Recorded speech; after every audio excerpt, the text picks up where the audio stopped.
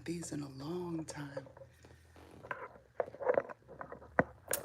Hi guys, I'm gonna try to get my camera a little better situated. Let's see. Don't laugh if I cut this off by mistake. Y'all gonna have grace, okay? No laughter, just grace. All right, that needs to go. And hello everybody. It's Angella. Hopefully you can see me. I don't know what my light is doing. Is that good? Or does it have to be like this? Ooh, that's a bit much. Okay, let's see. Let's see. How's that? How's the... It still looks dark to me. But anyway, we're gonna go with that. Can I make this any lower? Okay, how's that? All right, we're gonna work with that today. Hi guys. Listen, so you might have heard by now that the in-person talkback after the old settler that Leslie and I plan to do tomorrow has been canceled. Not just that part, but the performances have been canceled. There were some issues that came up outside of the creative team's control, and quite frankly, outside of the theater production company and the director's control. And so he made a very, very tough decision to cancel the show for now. He does plan to put it on again in a few months, maybe at a different venue, but in the local Triangle area. So I will update you on that. So I want to thank you for all of those of you who reached out and were kind of looking forward to any recordings that we were going to do. And so I thought what I would do, not only to tell you this in person, what went on there, but also I don't think I've told you, or at least I haven't mentioned in a really long time, how I came to be a wig designer. What? What are you talking about? What are you talking about? You had a career in tech. How? What happened? So I thought that I would tell you that story. First, let me say, today was a tough day. It's hard gearing up for something. I know the actors and those involved, the creative team, we've been working on this for several weeks, some people several months, building the set and all these things. And so it's a difficult transition to go from that to, I mean, this whole weekend was supposed to be, opening night is supposed to be today, right? So the show would have been going on right now. And so it's hard, right? Because it's a big transition.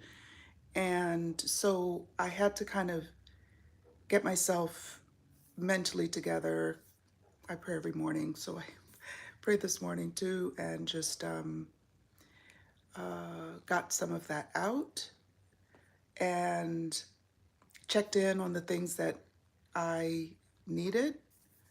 And one of those things was to get out in the fresh air. I also needed groceries. I am terrible with, absolutely terrible with eating on a regular basis and with keeping food in my house. I'm not food centered, and that's nothing that I'm proud of. It's really kind of not a good way to live. It doesn't help with weight loss at all because the less you eat, the more your body holds on to what it needs. So you think eating less is going to make your weight come off? No. Eating less says to the body, oh, that's all you're going to give me? I'm going to hold on to what I got here. I'm going to use it in drips and drabs. My metabolism is slower. One's metabolism gets slower when you do not eat on a regular basis. So it's not doing me any good. And I just kind of don't think about food that much.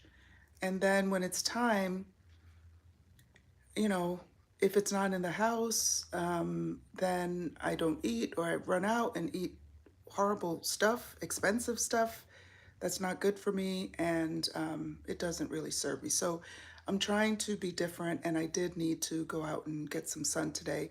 So I actually took my reusable bags and walked to the supermarket. I do that sometimes. Remember, I told you one of the reasons why I moved to a more urban area is because I wanted to be able to walk and not drive so much. And so I walked to the supermarket and got a lot of good protein. And I'm actually making some jalapenos. Yes, you know the ones they're stuffed with cream cheese and with bacon around them. That's what I got because that's what was calling me. And they're in the oven cooking. So I'm already feeling better because I got what I needed. So, anyway, a little sidebar there. I am disappointed that I'm not going to be hanging out with my bestie Leslie this weekend, but we keep moving forward. Disappointments happen. So, anyway, yeah, so what had happened was I had a corporate career in tech. I worked for some big tech companies in the tech space for almost 30 years. And as you know, my undergrad was mechanical engineering, grad school was computer science. So this is really what happened. Even before I decided to leave corporate, I was looking at ways that I could go to beauty school because it's something that I've always wanted to do. I've always been fascinated with our hair, especially the hair of people of the African diaspora, and was always the one who did people's hair, my family's hair, whenever we get together. I'm the one who's doing braids or all the things or giving advice or all the things. That was me. And I've always used hair as a source of artistic expression, self agency. It's always been that for me. You know what? I gotta tell you, do you know what Leslie said about my hair? You see that? She said I look like Foghorn Leghorn. And I want you to tell me, not if you think it's funny, because I think it's funny. Was that right? Is that bestie behavior that I get called Foghorn Leghorn? Anyway, I like it. This is what I'm rocking for a while. This is what I'm doing. Maybe I'll change the color. See my gray? I think I might leave it. But this is what I'm doing. It's easy. This is what I'm doing. Anyway, so hair has always been this for me. It's my hair has been every color. I've had locks. I've had permed hair. I've had short hair. I've had platinum hair. I've had all the afros, teeny weeny, big, all the things. I have worn wigs, all the things. And so I always wanted to go to cosmetology school and kind of learn what I didn't know, right? To see what it is I didn't know. That is why I went to grad school because I had changed career from engineering to more IT and computer science. And I'm like, I want to know what I don't know. And so that's why I decided to go to grad school because I don't like doing the work and don't feel like I have a good breadth of understanding, the kind of broad understanding of the space that I am working in. So it's the same thing with hair. I wanted to know what I didn't know, and the local community college which is Wake Tech, where I am, they have a cosmetology program, and in particular, they have a program for natural hair care, right? To become a licensed natural hair care specialist. And so I was looking at how I could do this because my the headquarters of my company, which is was Cisco, they are in San Jose. So me being on the East Coast, there was always like a 3 hour thing before San Jose starts to crank up.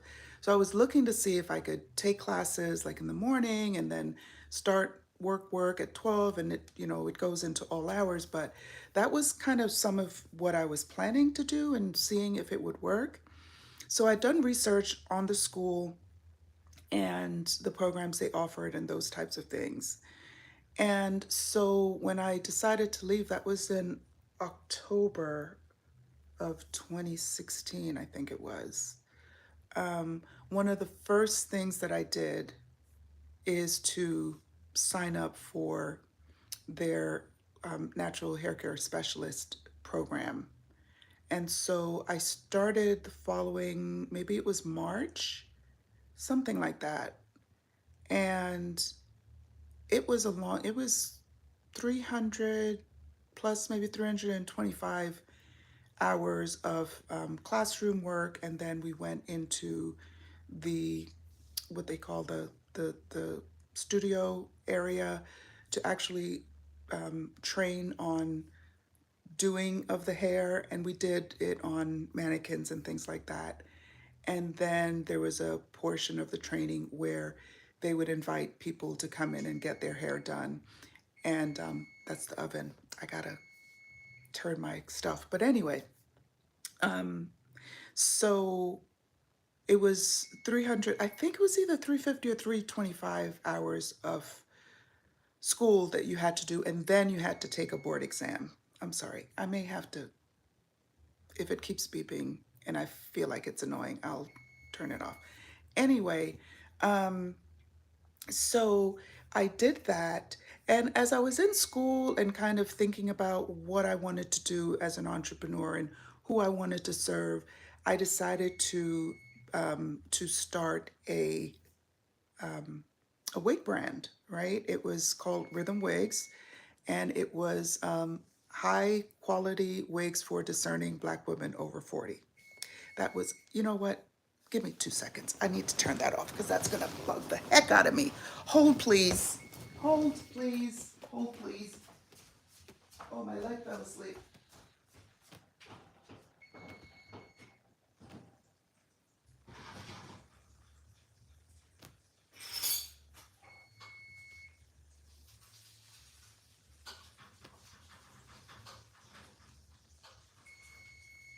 Okay, okay.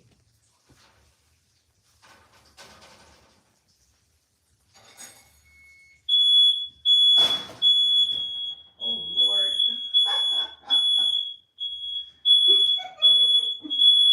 So I set off the alarm.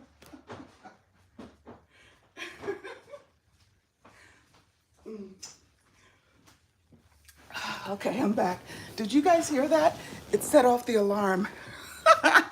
Anyway, I'm back. So I started a wig brand, and that was going great. And I have a friend who had been in theater for a really long time, and she was working on a production, and one of the assistants had an emergency. And so she called me and she said, "Hey, do you want to come and work on a show?" I've never done it before, but I'm familiar with wigs. So I said, "Fine, I'll see." And that's where it began. And I have now been working on productions for the last 7 or 8 years. And I went from being an assistant to a supervisor. I still do supervisor work, to being a wig designer. And so that is the story. I I enjoy it very much. It's a real creative outlet for me.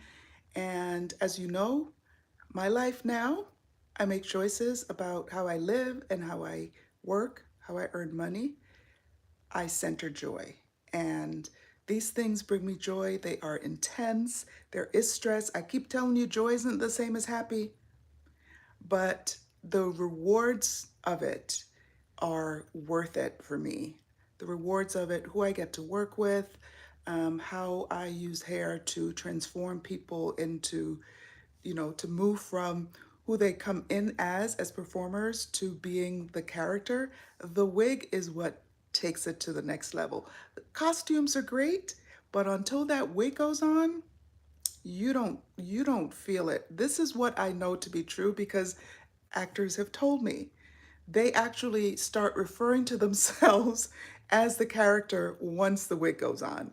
So that is how I have added wig design and a wig supervisor to my list of the ways that I make joyful the ways that I do joyful money making.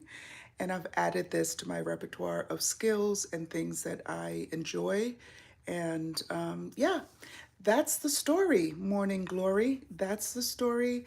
I do think that it's important to kind of think about the things that bring you joy and see how you can add more and more of it into your life. It's, you know, it may be something that you haven't examined, that you actually can do things that bring you joy and make money doing them. It is true. I am living proof. And so, yeah, that's all I wanted to share with you today. Thank you for watching. And when we do get the play rescheduled, they will be asking Leslie and I to come and do the talk back at that time. And we will absolutely make sure that you're aware of it. All right? Thanks, guys. We appreciate your support. And we will see you on the next podcast. Bye. All right, you're gonna see me like figuring out how to stop. There we go. Is that it? This one?